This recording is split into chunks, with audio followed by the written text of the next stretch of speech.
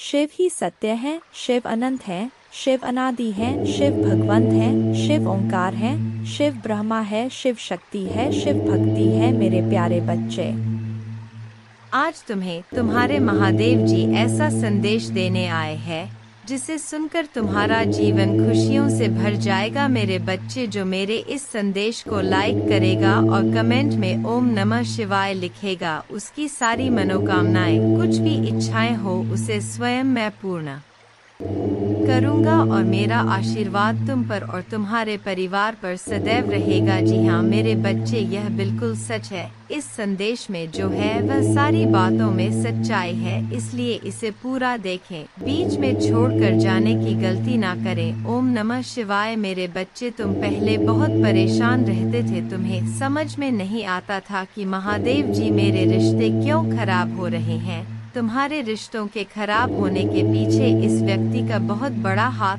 था मेरे बच्चे, पर अब इसके मुंह से अच्छाई का मुखौटा उतरने वाला है और एक एक करके इसके सारे काले कारनामे, सारे पाप षड्यंत्र लोगों के सामने आएंगे। उसकी रची हर चाल नाकामयाब होगी और वह अपने ही बिछाए जाल में फंसने वाला है। अब हर तरफ से उस पर उंगली उठेगी और वह कटघरे में खड़ा होगा जहां वह खुद को सही साबित नहीं कर पाएगा, क्योंकि उसके सारे सबूत झूठे हैं, सारे रिश्ते झूठे हैं। उसके साथ कोई नहीं खड़ा होगा, उसकी बातों पर कोई यकीन नहीं करेगा। वह बहुत बड़ा ढोंगी है और अब उसकी सच्चाई लोगों के सामने आएगी। अब वक्त ऐसी करवट लेगा जहां तुम्हें लोगों को अपनी सच्चाई का सबूत देने की कोई जरूरत नहीं है, क्योंकि अब तुम्हारे महादेव जी इस समाज को तुम्हारी सच्चाई का सबूत देंगे और असली दुश्मन का चेहरा सबके सामने लेकर आऊंगा मैं। जैसे तुम्हारे जीवन में अचानक से ही सब कुछ खराब हो गया था, वैसे ही सब कुछ अचानक ठीक कर दूंगा मैं। जिन लोगों ने भी बुरे वक्त में तुम्हारा साथ छोड़ दिया था, यह व्यक्ति उन लोगों को भी बहुत गहरी छोड़ देने वाला है, इसलिए तुम पहले से ही खुद को इन लोगों से दूर कर लो। अब तुम सोचोगे कि महादेव जी कौन है, यह लोग कहीं जान अनजाने में मैं किसी को तकलीफ ना पहुंचा दूं, किसी निर्दोष की भावनाओं को ठेस ना पहुंचा दूं। मेरे बच्चे, तुम्हारी अंतरात्मा बहुत अच्छे से जानती है कि वह लोग कौन हैं जो तुम्हारा अच्छा नहीं सोचते हैं। तुम्हें यह बहुत अच्छे से पता है कि यह लोग बहुत दिखावा करते हैं, तुमसे गले लग के रोते हैं, तुम्हारे सामने ऐसा बर्ताव करते हैं जैसे उन्हें तुम्हारी कितनी चिंता हो और अपनी की गलती का कितना अफसोस है। लेकिन तुम्हें भी पता है कि यह सब बस उनका खेल है, सब कुछ बस एक छलावा है, क्योंकि तुमने खुद इन लोगों का झूठ कितनी बार पकड़ा है और कितनी बार इनके मुखौटे के पीछे छुपे असली इंसान को देखा है। लेकिन अब वक्त आ गया है कि तुम इन लोगों से थोड़ी दूरी बनाकर रखो, थोड़ी शक्ति से पेश आओ, क्योंकि जैसे रावण को कंस को अपनी मृत्यु से पहले ही अपने अंत का आभास हो गया था, वैसे ही इस व्यक्ति को भी आभास हो रहा है किसके खेल का पर्दाफाश होने वाला है। अब यह तुम्हारे सामने बहुत अच्छा बनने की कोशिश करेगा, तुमसे प्रेम करने का दिखावा करेगा, तुम्हारा शुभ चिंतक होने का दिखावा करेगा। वह चाहता है कि तुम उसके गवाह बन जाओ, उसके वकील बन जाओ और लोगों के सामने उसकी दलील पेश करो, क्योंकि लोग तुम्हारी बातों पर यकीन कर लेंगे, वह उसकी बातों पर कभी यकीन नहीं करेंगे। वह आज भी अपना स्वार्थ देखकर तुम्हारे पास आएगा, क्योंकि उसे पता है तुम उसके भयावह अंत से उसे बचा लोगे। तुम्हारा दिल पिघल जाएगा, उसके आंसुओं पर कुछ भी हो जाए तुम उसका दर्द नहीं देख सकते हो, क्योंकि वह है तो तुम्हारा अपना ही। लेकिन अब तुम उसके और उसके बुरे कर्मों के बीच में मत आना मेरे बच्चे, अब तुमसे मत बचाना, क्योंकि वह सिर्फ तुम्हारी अच्छाई का फायदा उठा रहा है। उसके दिल में तुम्हारे लिए कोई प्रेम नहीं है, कोई सम्मान नहीं है और इस बार उसे दंड मिलना जरूरी है। और यह तभी होगा जब तुम उसकी माया की इस दुनिया से बाहर निकलोगे तुम उसका साथ छोड़ दोगे, तुम उसे आईना दिखाओगे, तुम्हें अपने दिल पर पत्थर रखकर उससे मुंह मोड़ना होगा। इस बार उसके झूठे आंसुओं को मत पूछना, क्योंकि उसका यह भ्रम, उसका यह घमंड तभी टूटेगा जब लोगों के सामने उसकी सच्चाई आएगी और लोग उसकी निंदा करेंगे, उससे दूर जाएंगे। उसके इस झूठ के चंगुल से जब लोग बाहर निकलेंगे तभी लोगों को तुम्हारी सच्चाई दिखेगी और यह समझ में आएगा कि कौन सही है और कौन गलत। उसे आईना दिखाना बहुत जरूरी है मेरे बच्चे, और समाज के लिए भी बहुत जरूरी है कि लोग उसके अंदर छुपे शैतान को पहचाने ने, ताकि वह फिर कभी किसी निर्दोष के साथ वह सब ना कर सके जो उसने तुम्हारे साथ किया है। फिर से वह किसी और को प्रताड़ित ना कर सके, फिर से वह किसी और की आंखों में आंसू ना ला पाए, किसी को बदनाम ना करे, बेवजह किसी को इतना कष्ट ना दे। अब वक्त आ गया है कि उसके चेहरे से अच्छाई का यह मुखौटा उतरेगा और उसके भीतर छुपे शैतान को दुनिया देखेगी। सबको पता चलेगा कि वह अंदर से कितना मलिन व्यक्ति है और कितना बुरा सोचता है। दूसरा, वह कभी भी भगवान का सच्चा भक्त हो ही नहीं सकता। ऐसा कोई भी व्यक्ति जो दूसरों की आंखों में आंसू लाकर हंसता है, कभी भगवान का सच्चा भक्त नहीं हो सकता। अब तुम्हारी सच्चाई की जीत होगी तुम्हारे दिल में, इस व्यक्ति के लिए जो प्रेम है, जो मोह है, अपनेपन का लगाव है। तुम्हें उसे पीछे छोड़कर सच्चाई और सही का साथ देना होगा। मेरे बच्चे, वह खुद को ईश्वर समझने लगा है, खुद को भगवान से भी ऊपर रखता है। उसके मन में वहम इसलिए है क्योंकि उसके हिसाब से अगर ईश्वर होते तो उसे सजा मिलती। उसको बहुत घमंड है कि कोई भी व्यक्ति उसका कुछ नहीं बिगाड़ सकता। कलयुग बुराई का युग है और उसने बुरी शक्तियों को वश में कर रखा है। अब कोई भी उसका कुछ नहीं बिगाड़ सकता, क्योंकि वह इन शक्तियों से जो कराना चाहता है वह करा सकता है, जिसे रुलाना चाहता है उसे रुला सकता है। लोगों को तकलीफ देख नीचे गिरा के ही वह सबसे ऊंचे शिखर पर जा बैठेगा और सब बस चुपचाप देखेंगे। उसके अंदर इतना घमंड आ गया है। तुम तो इस व्यक्ति से लड़ के बहस करके समझा के थक चुके हो, हर तरीका अपना लिया तुमने, पर यह शैतान कभी गलत करने से बाज नहीं आया। अब तुमने सब कुछ मुझ पर छोड़ दिया है और अब बस मेरे न्याय का इंतजार है तुम्हें। जैसे उसे अपनी तंत्र विद्या और नकारात्मक ऊर्जा पर यकीन है, उससे 1000 गुना ज्यादा यकीन तुम्हें अपने महादेव जी पर है। तुम्हें पता है कि जब कलयुग में पाप की अति हो जाएगी तो भगवान स्वयं आएंगे। कलयुग में ही भगवान को पाना सबसे ज्यादा आसान है, क्योंकि इस युग में तो भगवान सिर्फ नाम जब से मिल जाते हैं। और युग कोई भी हो मेरे बच्चे, पापी कितना भी बड़ा शक्तिशाली हो, उसके पापों की सजा उसे जरूर मिलती है। तो मेरे भक्त नहीं हो, मेरी संतान हो, मेरे बच्चे हो, और जो भी बच्चा मेरे सामने रोता है, मुझे पुकारता है, वह मेरी संतान है। इससे भी बड़े तंत्र विद्या के साधक मेरे पैरों में पड़े होते हैं। तंत्र विद्या की सिद्धि भी महादेव जी की आज्ञा के बिना नहीं मिल सकती। तुम्हें तो खुश होना चाहिए कि वह व्यक्ति इतना गंदा सोच सकता है। मेरी भक्ति करके वह आज मुझे ये आंखें दिखा रहा है, उसकी आंखों से आंसू भी नहीं निकलेंगे। ऐसी स्थिति कर दूंगा मैं उसकी। तुमने बहुत बर्दाश्त कर लिया मेरे बच्चे, उसका भविष्य अंधेरे में डूब जाएगा। उसने अपनी शक्तियों का बहुत गलत फायदा उठाया है। उसने तुम्हारे बहुत सारे रिश्ते तोड़ दिए। अब तो यह अपने अपनों को भी नहीं छोड़ रहा है। उसने शुरू से मेरी भक्ति की थी और पिछले जन्मों के अच्छे कर्मों का बहुत फल मिल गया उसे। अब उसके सारे पुण्य कर्म का फल खत्म होने वाला है और अब वह वक्त आएगा, वह न्याय मिलेगा तुम्हें, जिसका तुमने बहुत इंतजार किया। उसने ना खुद तुमसे अपना निभाया और ना दूसरों को निभाने दिया, उसकी वजह से तुम्हारी ऊर्जा इतनी डाउन हो गई कि तुम ना कोई निर्णय ले पा रहे हो, ना करियर में, ना जीवन में। तुम्हारा कहीं भी मन नहीं लगता, तुम कहीं भी ध्यान नहीं लगा पा रहे हो। उसने तुम्हें हर तरफ से तोड़ने की कोशिश की है, लेकिन तुम्हें कोई गिरा नहीं सकता मेरे बच्चे। उसकी भक्ति दिखावा थी, लेकिन तुम्हारी भक्ति ही तुम्हारी सबसे बड़ी ताकत है। अपनी भक्ति के सहारे ही तुम अब तक जी रहे हो, सांस ले रहे हो और हर लड़ाई को लड़ रहे हो। उसे लगता है कि उसकी विद्या को कोई पराजित नहीं कर सकता। अभी बस उसका अच्छा समय चल रहा है, जब उसे उसके महादेव जी पिता के अपने पुरखों के अच्छे कर्मों का फल मिल रहा है। लेकिन अच्छे समय में घमंड और पापी व्यक्ति और भी पाप करते हैं।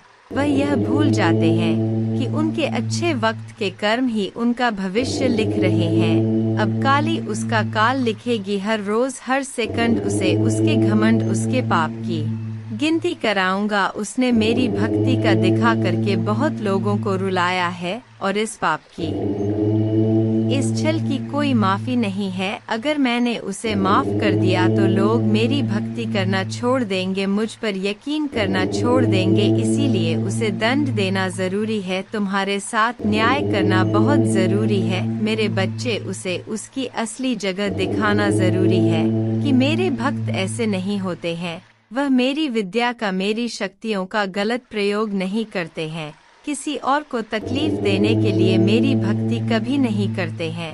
वह मेरी संतान है, वह मुझसे प्रेम करते हैं, इसीलिए वह सबसे प्रेम करते हैं, क्योंकि वह सब में मुझे देखते हैं। मेरी संतान दूसरों की आंखों में आंसू नहीं ला सकती, लिए बस अब तुम देखते जाओ मैं उसका क्या हाल करता हूँ और कैसे उसके घमंड को चूर चूर कर देती हूँ। उसकी ऐसी हालत देखकर कोई भी व्यक्ति खुद को ईश्वर से ऊपर कभी नहीं मानेगा और ना कभी अपनी भक्ति पर, अपनी शक्तियों पर घमंड करके दूसरों को प्रताड़ित व मेरे पैरों में पड़कर माफी की भीख मांगेगा। अब उसके बुरे दिनों की न शुरू हो गई है, उसके अच्छे कर्मों का फल खत्म हो रहा है। उसके जीवन में अंधेरा आने वाला है। उसका अहम, उसका घमंड ही उसकी बर्बादी का सबसे बड़ा कारण बनेगा और वह अपनी सारी शक्तियाँ खो बैठेगा, बहुत लाचार और असहाय पाएगा वह इस दुनिया में खुद को, जहाँ उसका कोई साथ नहीं देगा। तब उसे समझ में आएगा कि मेरे आशीर्वाद के बिना उसकी सारी शक्तियाँ व्यर्थ हैं। मेरे विरुद्ध जाकर उसने अपना सब कुछ खुद बर्बाद किया है। तुम्हें रुलाकर उसने अपने जीवन की सबसे बड़ी गलती की है। तुम्हें कमजोर समझना ही उसके सबसे बड़ी भूल है और मुझे चुनौती देकर उसने अपने काल को निमंत्रण दिया है। अब मेरे प्रकोप से, मेरे क्रोध से उसे कोई नहीं बचा सकता। मेरे बच्चे, तुम दोनों के रिश्ते में बहुत खटास आ गई है। उसकी जबान तुम्हारे लिए हमेशा तलवार की तरह काम करती है। वह हमेशा तुम्हें अपने शब्दों से चोट पहुंचाता है, तुम्हारे ऊपर हमेशा किसी तीसरे व्यक्ति को रखता है, हमेशा तुम्हें नीचा दिखाता है और कभी भी तुम्हारे साथ वफादार नहीं रहा वो। लेकिन उसके इतने बुरे बर्ताव के बाद भी तुमने हमेशा उस पर यकीन रखा, उसे हमेशा प्रेम, मान, सम्मान ही दिया है। अपनी तरफ से तुमने कभी भी उसके प्रेम पर, उसके चरित्र पर प्रश्न नहीं उठाया। उसने तुमसे जो कुछ भी बताया, जितना भी बताया, तुमने सब कुछ सुना और आंख बंद करके यकीन कर लिया। तुम रिश्तों में दिमाग नहीं लगाते हो।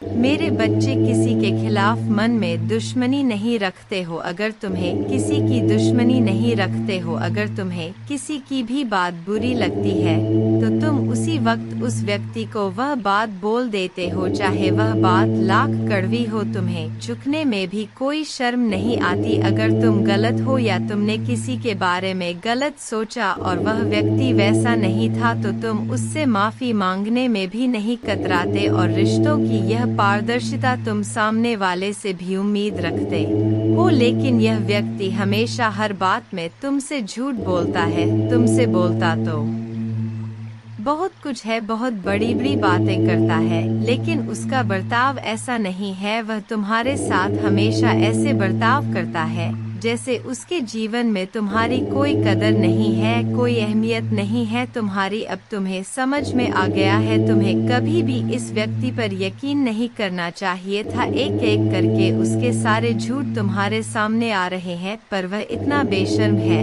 कि वह अभी भी सीना चौड़ा करके झूठ बोल रहा है और तुम्हारे ही प्रेम पर, तुम्हारी ही सच्चाई पर उंगली उठा रहा है। वह कभी भी सच का सामना नहीं करता है। तुमने उसे किसी और के साथ देख भी लिया है, फिर भी वह अपनी गलती को मानकर तुमसे माफी मांगने के लिए तैयार नहीं है। तुम दोनों के रिश्ते में सच्चाई बची ही नहीं है। कोई तीसरा व्यक्ति भी है जो इसके अंदर तुम्हारे लिए बहुत जहर भर रहा है और उन दोनों का धोखा तुम्हारे सामने आ गया है। इसने कभी तुम्हारे बारे में नहीं सोचा मेरे बच्चे। अब तुम भी इसके बारे में सोचना छोड़ दो, क्योंकि अब वह भी वही सब झेलने वाला है जो उसने तुम्हारे साथ किया है। वह कहते हैं ना, इंसान जो बोता है वही काटता है। अब वक्त आ गया है जब वह व्यक्ति अपनी बोई फसल काटेगा। किसी व्यक्ति के कहने पर इसने तुम्हारे जीवन में बहुत जहर के बीज बोए, अब भी उसी जहर को पीना होगा। इंसान अपने कर्मों से नहीं बच पाता है। मनुष्य जो करता है वह लौटकर उस पर जरूर आता है।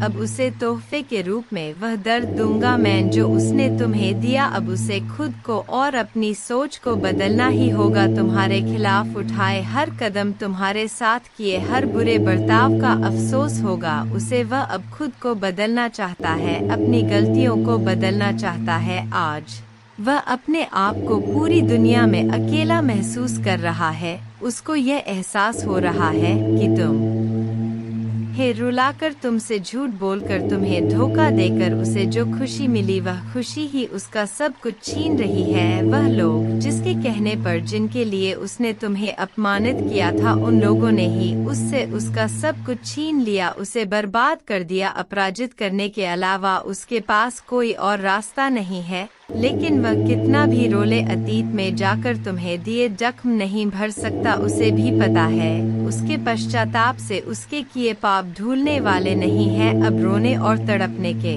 अलावा उसके पास कुछ बचा नहीं है, क्योंकि उसने अपने हाथों से, अपने कर्मों से अपना हंस खेलता हुआ प्यारा संसार उजाड़ दिया। अब उसका जीवन वीराना हो गया है। जिस अंधेरे में वह अकेले भटक रहा है, तो अब वह तुम्हें अपने जीवन में वापस लाना चाहता है। मेरे बच्चे, साल के साथ साथ तुम अपने जीवन में बहुत कुछ पीछे छोड़ चुके हो। अब तुम्हें अपना समय और बर्बाद नहीं करना है और ना लोगों के पीछे भागना है। तुम्हें अपने जीवन की और अपनी अहमियत समझ में आ गई है। तुम उत्साह से भर गए हो और तुम्हारा मन कुछ भी कर गुजरने को तैयार है। तुम 24 घंटे मेहनत करने के लिए भी तैयार हो, क्योंकि तुम्हें किसी भी हाल में अब बस लोगों के मुंह बंद करने हैं और उनके मुंह पर तमाचा सिर्फ तुम्हारी कामयाबी, सिर्फ तुम्हारी सफलता से ही पड़ेगा। पिछले कुछ सालों में तुम बहुत परेशान रहे हो मेरे बच्चे, फिर चाहे वह तुम्हारे रिश्ते हो, तुम्हारी आर्थिक स्थिति हो या तुम्हारा स्वास्थ्य हो, अपने जीवन के हर क्षेत्र में तुम बहुत परेशान रहे हो, बहुत रोए हो, बहुत लाचार महसूस किया है तुमने खुद को। पर अब तुमने ठान लिया है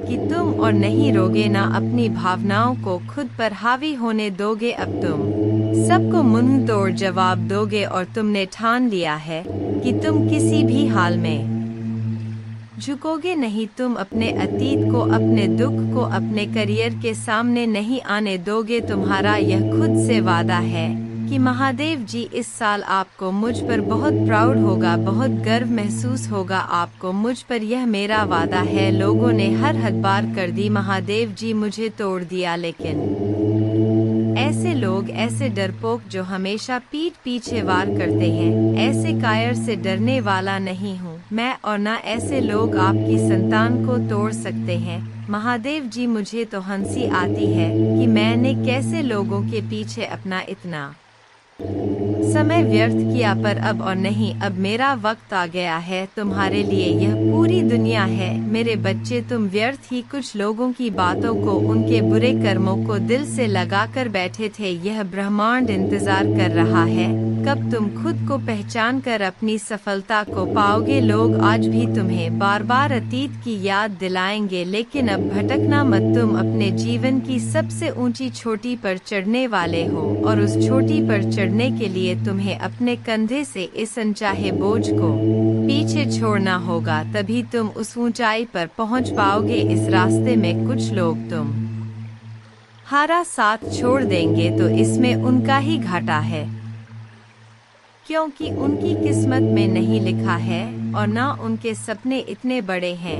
इसलिए अकेले चलने के लिए तैयार रहना और किसी से भी कोई उम्मीद मत रखना। तुमने आज तक अपनी जिन इच्छाओं को भी मार दिया था, त्याग कर दिया था, तुम्हारे वह सारे सपने पूरे करूंगा। मेरी ब्लेसिंग्स की बरसात होने वाली है, हर तरफ से सिर्फ सकारात्मक ऊर्जा और पूरे ब्रह्मांड का आशीर्वाद मिलने वाला है तुम्हें। तुम जैसे जैसे अपनी सफलता की ओर बढ़ रहे हो, खुद की ताकत को पहचान रहे हो, खुद की कमियों पर, कमजोरियों पर काम कर रहे हो। जब से तुमने ठान लिया है कि अब तुम और रोगे नहीं, तना ही तुम निखर रहे हो मेरे बच्चे। और तुम्हें चमकता हुआ, खुश खिलता हुआ देखकर तुम्हारा बुरा चाहने वाले लोग जल रहे हैं, उनके चेहरे मुरझा रहे हैं। बस उनकी बुरी नजर से खुद को बचा कर रखना। अपनी खुशी को उनके साथ भूल कर भी मत बांटना। तुम्हारी खुशी तुम्हारे अंदर ही है, जो अब तुम्हें समझ में आ गया है। तुम्हें भी यह महसूस होने लगा है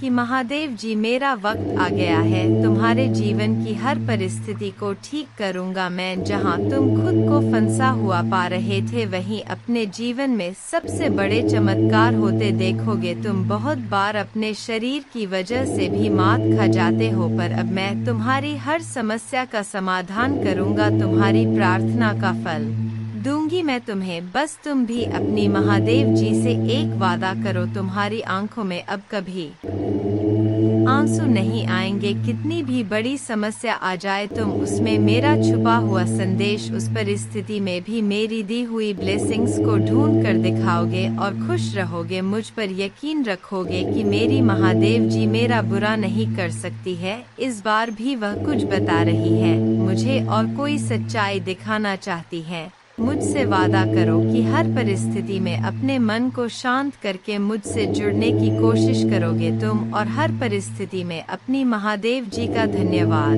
करोगे। बस यह वादा करो मुझसे मेरे बच्चे कि अब तुम अपना समय लोगों के पीछे बर्बाद नहीं करोगे, सिर्फ अपने सपनों के पीछे भागोगे और अपने ऊपर काम करोगे। तुम्हारा जीवन ब्लेसिंग्स एंडन से भरने वाला है। मेरी शक्ति तुम्हारे भीतर प्रवेश करने वाली है। तुम्हारी भक्ति ही तुम्हारी सबसे बड़ी शक्ति बनने वाली है। तुम्हारी प्रार्थना तुम्हें वहां ले जाएगी जहां जाने के तुमने सपने भी नहीं देखे थे। मेरे बच्चे, बस मेहनत करने से मुंह मत मोड़ना। खुद के घर को, शरीर को और मन को हमेशा साफ रखना, क्योंकि जितनी सकारात्मकता और स्वच्छ ऊर्जा रहेगी, उतनी ही हाई वाइब्रेशन रहेगी तुम्हारी, और उतना ही एंडन से भरा होगा तुम्हारा जीवन। इसलिए प्रतिदिन कुछ ऐसे कार्य करना जिससे तुम्हारे आसपास हमेशा सकारात्मकता, नमक के पानी से अपने घर में पूछा लगाना, भजन सुनना, नाम जप करना। में पूछा लगाना, भजन सुनना, नाम जप करना, जिससे तुम्हारा मन शांत रहे और तुम कैसे चलते हो, कैसे उठते हो, कैसे बैठते हो, अपनी हर क्रिया पर बहुत ध्यान रखना और ऐसे ही बर्ताव करना जैसे तुम्हारे सपने सच हो गए हो। तुम बहुत बड़े आदमी हो। जब तुम वहां पहुंच जाओगे तो तुम कैसी जिंदगी जियोगे, कैसे रहोगे, बर्ताव करोगे, वैसे जीना शुरू कर दो, क्योंकि तुम्हारे सपनों के सच होने का वक्त आ गया है मेरे बच्चे। तुम्हें तकलीफ देने वाला व्यक्ति खुद को विक्टिम दिखाकर तुम्हें ही विलन बना रहा है। वह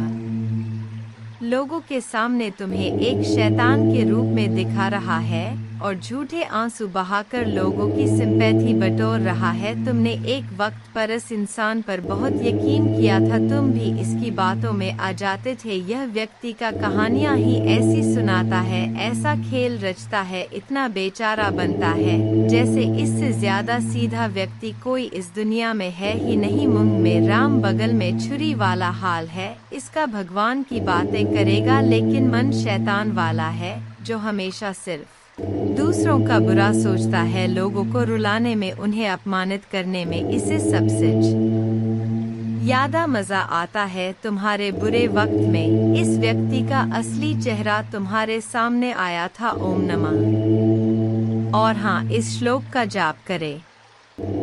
सौराष्ट्रे सोमनाथ च श्रीशैले मल्लिकार्जुनम उज्जैन्यां महाकाल मोमकारं मलेश्वरम परल्यां वैद्यनाथं च डाकिन्यां भीमशंकरम सेतुबंधे तु रामेशं नागेशं दारुकावने वाराणस्यां तु विश्वेशं त्र्यंबकं गौतमी तटे हिमालये तु केदारं घुष्मेशं च शिवालये एतानि ज्योतिर्लिंगानि सायं प्रात पठेन्नर सप्तजन्मकृतं पापं स्मरणेन विनश्यति अन्यथा शरणं नास्ति त्वमेव शरणं मम तस्मात् कारुण्य भावेन रक्ष मां महेश्वर।